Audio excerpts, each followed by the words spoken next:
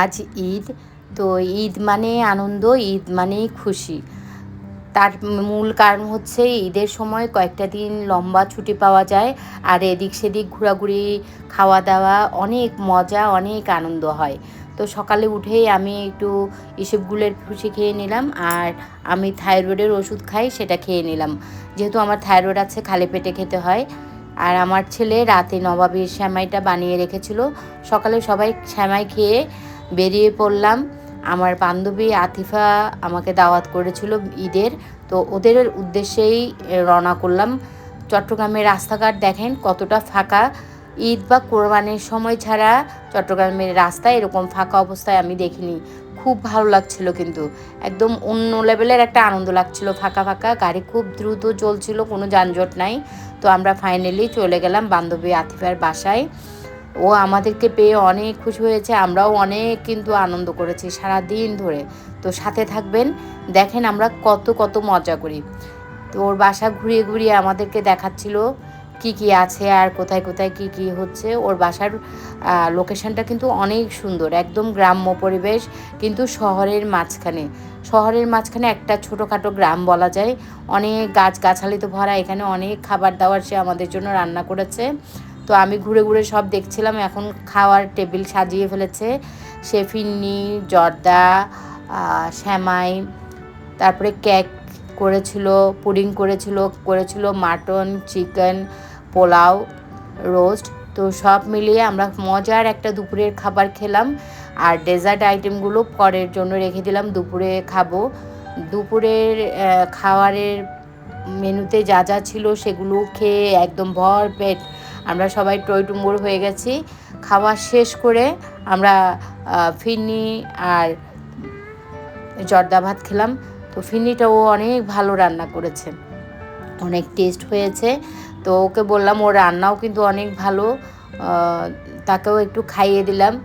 এরপরে অনেক মজা করে কিন্তু আমি ফিরনিটা খেয়েছি।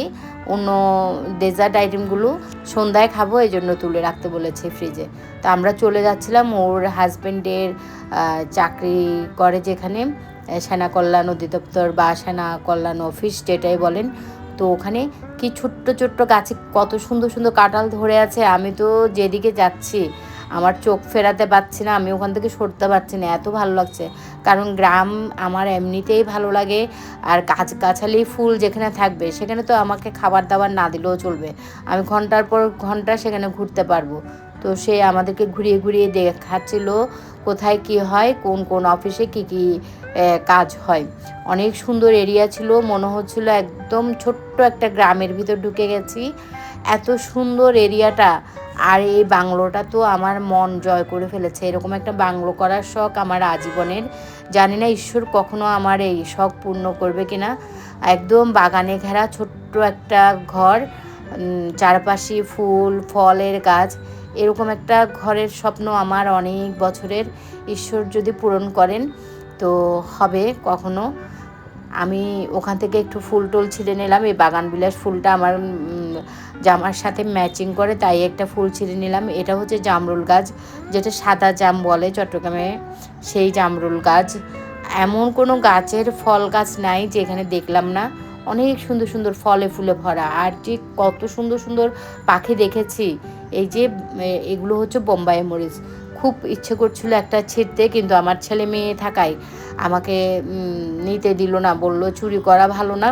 তো নিতে পারলাম না, অনেক মনকে সংযত করে চলে আসলাম। আর ওই বাংলোটার পিছনের দিকে এরকম একটা এস্থেটিক ভাব ছিল, মাটির চূড়া, বেসিন, অনেক কিছু ছিল। আর এত সুন্দর সুন্দর পাখি ছিল, মানে পাখিগুলোকে দেখতে দেখতেই আমাদের মনে হয় ঘণ্টাখানেক চলে গেছে। এটা জামগুড়া একটা ধরে আছে, আমার খুব ইচ্ছে করছিল এই ফলগুলো নিজের হাতে, আসলে ফল ছেঁড়ার আনন্দই আলাদা, কিন্তু এত উঁচুতে সেগুলো ছিঁড়তে পারবো না। আর কাঁঠালও একটাও পাকেনি, কাঁচা কাঁচা রয়ে গেছে, কিন্তু দেখতে কিন্তু বেশ লাগছে। ফল খাওয়ার চেয়ে ছেঁড়ার চেয়ে মানে গাছের থেকে হাতে ধরে দেখার আনন্দ কিন্তু আলাদা। আর সেদিনের আকাশটাও ছিল অনেক সুন্দর। হয়তো আমরা গিয়েছি এই জন্য আকাশও অনেক খুশি হয়েছে। একদম মেঘ বৃষ্টি, হালকা হালকা টুপটিপ করে বৃষ্টি পড়ছিল, আবার মেঘ হচ্ছিল, আবার রোদ উঠছিল। মানে একদম গরম ফিল করিনি।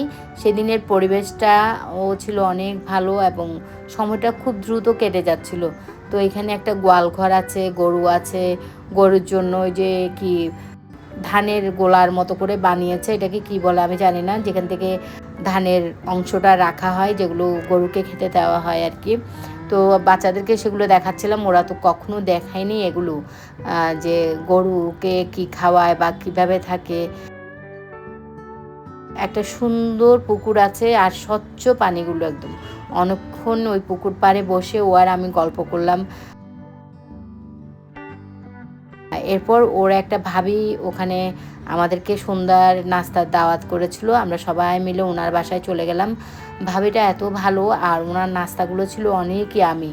তো ওনার বাসায় ওনার ছেলে মেয়ে অনেকেই ছিল, আরও অন্যান্য মেহমানও ছিল, তাদের সাথে বসে গল্প করছিলাম। সাথে ছিল এই বিড়ালটা, সম্ভবত মিনি বা কী ডাকছিল বিড়ালটাকে ওরা। অনেক কিউট বিড়ালটা, আর আমাদের পিছে পিছে হাঁটছিল বিড়ালটাও। মানে মেহমানদেরকে আদর করতে ভুলে না, সেও বুঝে যে আমাদের বাসায় মেহমান এসছে। তো আমাদেরকে অনেক ধরনের কলা কৌশল সে দেখিয়ে দেখিয়ে এন্টারটেনমেন্ট করছিল, আমরা খুব মজা পাচ্ছিলাম বিড়ালের এগুলো দেখে। ভাবির এই হালিম রান্নাটা ছিল একদম অসাম। আর ছিল সুজির মিষ্টি রান্না করেছে একটা, সেটাও ভালো হয়েছে।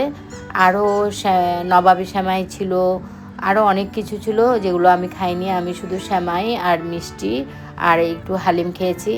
তারপরে চায়ের ভিডিও করা হয়নি, চাটা ছিল একদম জাস্ট অসাম, মানে বলার অপেক্ষা রাখি না। এরপরে পাশের বাসায় আবার গেলাম, কিন্তু আমাদের পেটে তো এক ফোঁটা জায়গা নেই। তাই আতিফা বলল ওরা রাগ করছে, সেই জন্য একটু পান খেয়ে নিই।